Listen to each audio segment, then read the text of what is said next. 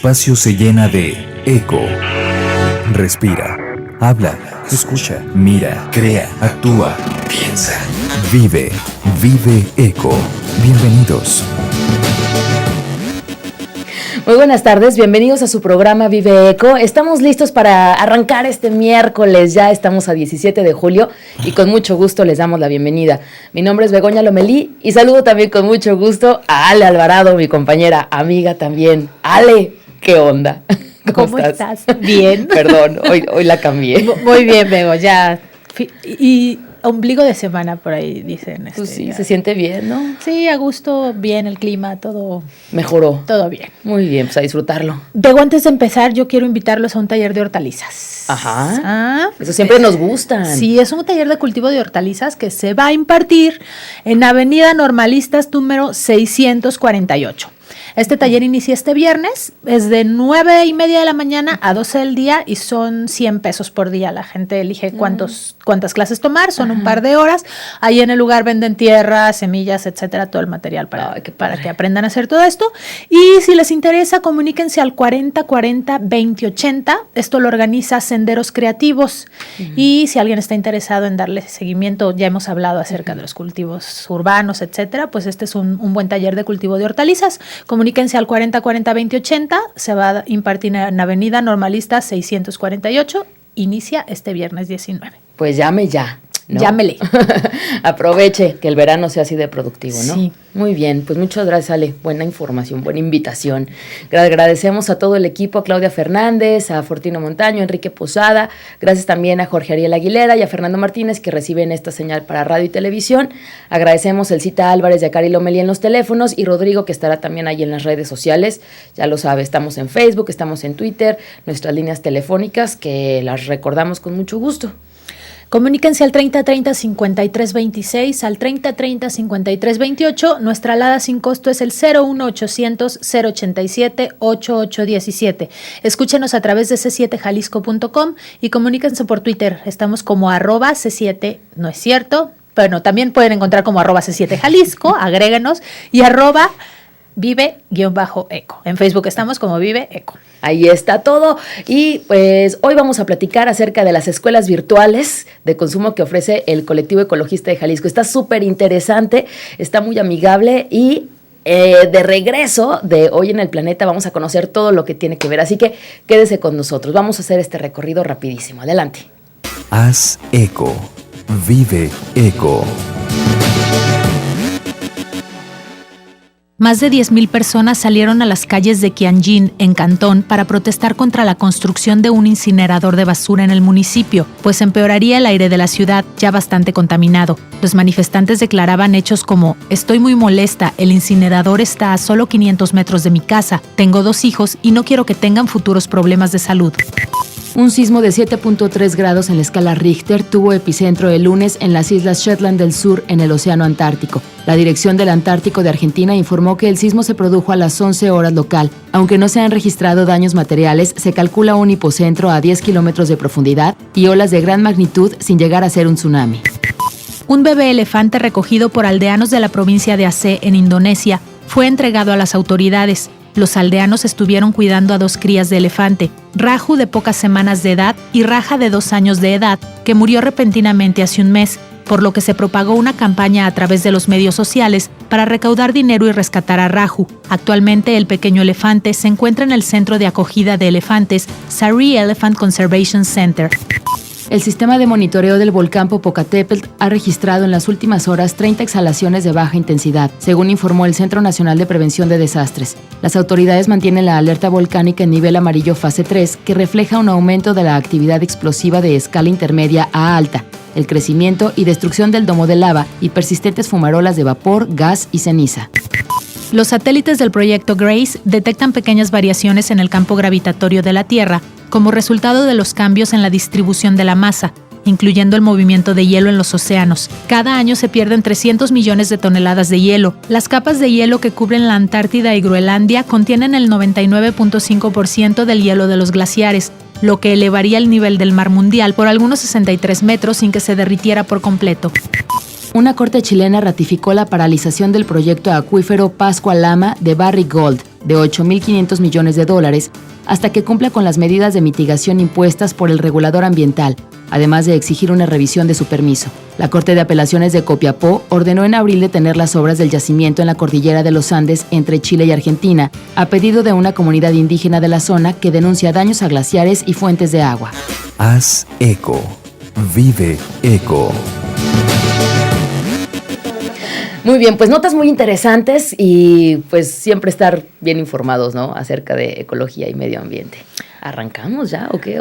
Así es, arranquemos preguntándole a la gente si hace conciencia, cuando vas a la tienda, ¿no? Así de fácil, a la tiendita de abarrotes que está en la esquina, tú llegas a lo mejor a comprar tu kilo de huevo, que es lo que necesitas, pero dices, ay, quiero también las papas, y quiero también pues el refresco, y todo en envase desechable, obviamente, ¿no? Ajá. Y no nos fijamos si es por antojo, por necesidad o por qué, ¿no? Y hoy vamos a hablar de escuelas de consumo responsable. Hay que enseñarle a la gente qué necesita, qué no necesita, bueno, no que necesite, pero como aprender a diferenciar la necesidad del deseo, ¿no? Claro. Y que aparte de que nos afecta a nosotros físicamente, está afectando mucho al planeta. Claro, es la frase mágica, ¿no? Así es. Y para esto nos acompaña Maite Cortés, directora ejecutiva del Colectivo Ecologista de Jalisco. Bienvenida. Hola, ¿cómo están? Mucho gusto de estar aquí con ustedes y con todo su auditorio. Maite, muchas gracias por venir. Pues como dice Ale, ¿no? Mucho de los deseos, de las necesidades, y platícanos de estas escuelas virtuales de consumo, ¿por qué se crean? ¿Y cuántas son y qué nos van a enseñar? Bueno, pues les cuento, nosotros en el Colectivo Ecologista Jalisco tenemos muchos años trabajando el tema del consumo responsable. Empezamos a inicios de los 90s por una preocupación muy grande que tiene que ver con que los hábitos de consumo están generando patrones de destrucción, son patrones destructivos para los ciclos del planeta. Entonces, como que si queremos hacer un cambio en este sentido, en el colectivo nos interesa mucho generar información para la acción, no para la depresión, porque luego ya que nos empezamos a fijar, pues ya todo contamina, todo destruye, todo nos da diabetes, entonces pues ya tampoco se trata de generar una crisis de depresión en la población, más bien de ver qué sí podemos hacer y cómo podemos hacerlo, a veces de manera gradual, a veces de manera drástica.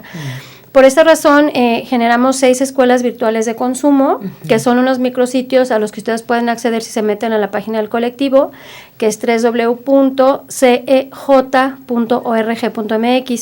Ahí van a ver en la barra de la izquierda, en medio, un carrito del súper con las escuelas virtuales. Si le dan clic, se van a encontrar 6 escuelas. Estas 6 escuelas están dirigidas a diferentes temas que tienen que ver con nuestros hábitos y patrones de consumo. Y antes de seguir adelante con los nombres, lo que les quiero comentar es que, como ustedes saben, lo más difícil para un humano es cambiar un hábito. Sí, oye, está arraigado a muchas cosas, ¿no? Así es, ¿no? Entonces, simplemente si a uno le dicen, mira, no tomes café o no tomes 3 cafés, tómate uno, o empieza a tomar té de cola de caballo para el riñón o así.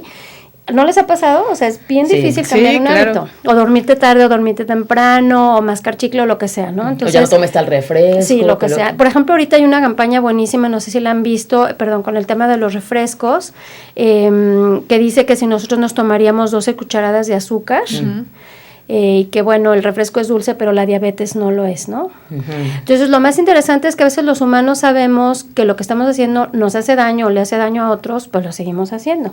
Y esto tiene una razón emocional, o sea, los hábitos que tenemos están directamente relacionados con nuestras seguridades emocionales o con las necesidades emocionales que tenemos que cubrimos con esos hábitos. Entonces yo creo que todo empieza por vernos con compasión y con cariño a nosotros mismos, pero también con ganas de hacer unas modificaciones en las conductas que estamos llevando a cabo. Yo tengo una amiga que da clases en kinder y me decía que desde que abre la lonchera de los niños sabe perfectamente qué pasa en esa casa.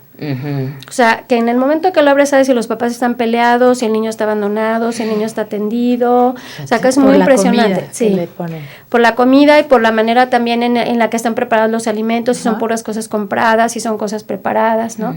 Y también, bueno, se corresponde con las conductas de los chiquitos. Entonces, pues yo creo que todo esto tiene que ver con que también los adultos a veces tenemos demasiadas cargas, o sea, tenemos preocupaciones de trabajo, preocupaciones financieras, o sea, no estamos metidos en una burbuja de Disneylandia, ¿verdad?, donde donde todos hacemos lo que se nos antoja, o sea, entonces tenemos que poner a pensar, nos tenemos que poner a reflexionar, ¿por qué estoy yo haciendo esto? Simplemente lo que comentabas tú de los desechables, ¿no? Y ese es un hábito, simplemente hay muchas comidas familiares los domingos que la gente dice, yo no quiero lavar platos, y para que nadie lave, pues a poner desechables, ¿no? Entonces realmente si hacemos una revisión es un costo, o sea, en términos, si ahorráramos lo que todos los domingos tiramos en plato desechable, tendríamos ya una alcancía importante. Y número 2, son hábitos que podemos modificar que nada más tienen que ver con las ganas de cambiarlo. Si se fijan ahí no hay algo muy complejo. Pero hay otros hábitos, por ejemplo, de estarnos comprando mucha ropa o de tomar cosas muy dulces y otro tipo de cosas que tienen que ver con los sabores, que tienen que ver con la satisfacción a nivel organoléptica, ¿no? Que sí tiene que ver con cuestiones más emocionales. Entonces, es un tema, como ustedes ven, complejo, pero también muy interesante y que pasa también por la capacitación. Si yo quiero ser un consumidor responsable, ¿qué me tengo que preguntar? Me tengo que preguntar cuáles son los impactos sociales, cuáles son los impactos ambientales, cuáles son los impactos económicos de mi consumo.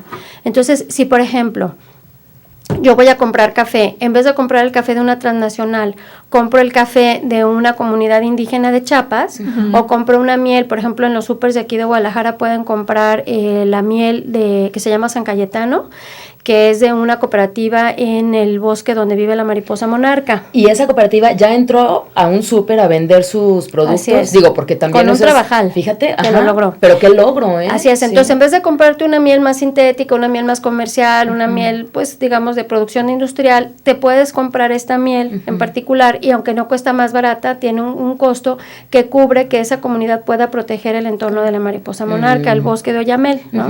Entonces, este tipo de cuestionamientos, o a veces cuando uno se compra ropa gringa muy barata o de marcas X, pues hay campañas en las que nosotros sabemos que hay mano de obra infantil, en otros países, pues también en México, mucho en países asiáticos. Cuando compramos un celular o una computadora, cuando la desechamos, pues también tenemos información y hemos visto los videos de cómo niños en China, en la India y en algunas partes de México están junto con sus familias separando los materiales recuperables, exponiéndose a altas, digamos, en una exposición alta a metales pesados y a solventes y a otras sustancias químicas tóxicas. Entonces, uno no puede decir, ay, bueno, este celular ya no me gustó, ya me dio flojera, lo voy a tirar aquí al bote de la basura. O sea, no. O sea, la verdad yo creo que ahorita sí tenemos que hacer un juicio moral en ese sentido ético de nuestro comportamiento de consumo, porque hay un impacto ambiental, hay un impacto social, a eso nos referimos con el impacto social. Hay iniciativas padrísimas aquí en México, como las de nuestras amigas de Prosperando, que pueden visitar en prosperando.org. Ellas, por ejemplo, impulsan a pequeños productores, a pequeños empresarios, sobre todo mujeres, que están haciendo mermeladas, que están haciendo cremas, que están haciendo otro tipo de productos de cuidado personal o de alimentos. Y entonces es bien interesante ser un consumidor responsable, una consumidora responsable que dices, bueno, si voy a hacer un regalo el Día de la Madre, en vez de regalar cosas más comerciales, le voy a regalar a mi mamá una canasta. Por ejemplo, me gusta mucho que ellas trabajan, por ejemplo, se llaman los productos Mamá Mari, Mamá Toñita, o sea, se me hace muy lindo porque es muy personalizado, ¿no? Y tú sabes que estás apoyando el desarrollo de un hogar local, ¿no? A una mujer que le está dando un recurso para mantener a su familia en un trabajo digno, en un trabajo creativo. Entonces, todo este tipo de razonamientos tienen que ver con la práctica del consumo responsable. Y hay otra parte muy importante que tiene que ver con la capacitación legal en la que nosotros aprendamos a leer etiquetas.